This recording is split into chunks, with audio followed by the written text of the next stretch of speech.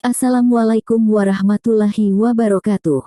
Penyu mempunyai peran yang sangat penting dalam ekosistem laut. Keberadaannya menjadi salah satu indikator kesehatan suatu perairan. Kemunculan jenis penyu belimbing dengan ciri khas karapasnya yang berbentuk juring-juring seperti buah belimbing ini sangat jarang terjadi, apalagi rute jelajahnya yang sangat tinggi antar negara bahkan benua.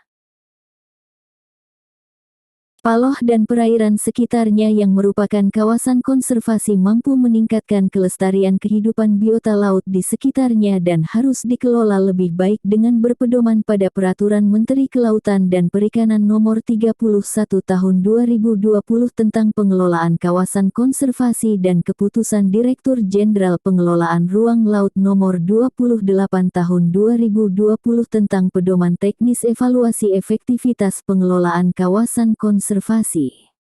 Kabupaten Sambas, khususnya Kecamatan Paloh mempunyai pantai terhampar pasir dengan panjang garis pantai lebih kurang 100 km di Pulau Borneo.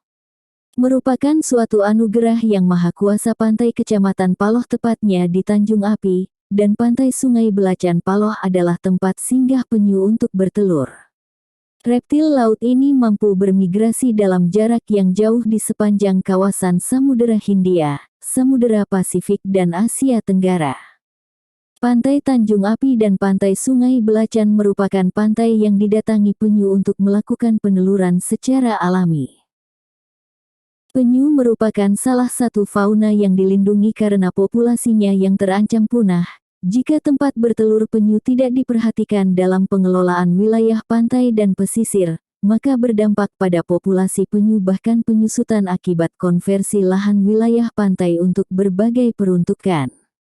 Penyu meletakkan telur di wilayah konservasi pantai adalah penting untuk melestarikan sampai telur penyu menetas. Saat ini Pantai Tanjung Api dan Pantai Sungai Belacan menjadi wilayah konservasi alam yang menarik untuk dikunjungi. Selain keindahan alamnya yang alami juga dapat melihat bagaimana kelompok sadar wisata dan konservasi penyu Tanjung Api dan Sungai Belacan serta kelompok masyarakat pengawasan sumber daya kelautan melakukan penangkaran telur penyu sampai menetas. Melihat siklus tetas penyu dari berbagai varietas, ada banyak pembelajaran yang bisa dipetik di sana, bagaimana kita mencintai alam ini. Karena merupakan lokasi konservasi alam, Pantai Tanjung Api dan Pantai Sungai Belacan yang terletak di Kecamatan Paloh Kabupaten Sambas ini merupakan zona inti peneluran penyu yang sangat penting untuk pelestarian habitat penyu. Di sini kita bisa mempelajari bagaimana proses penyu bertelur, proses relokasi sarang ke tempat penetasan semi-alami, hatchery, hingga pelepasan anak penyu tukik yang siap untuk dilepaskan ke laut.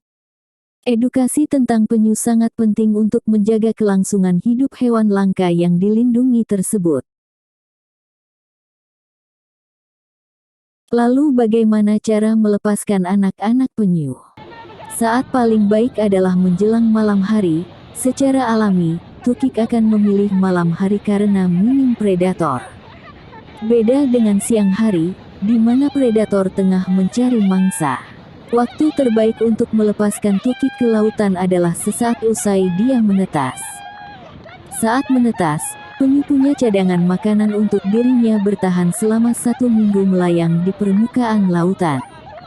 Namun jika dia penyu, dimasukkan ke dalam bak terlebih dahulu usai menetas, lama-kelamaan persediaan makanannya akan habis. Saat dilepaskan ke lautan, energinya terkuras. Survival rate-nya akan turun.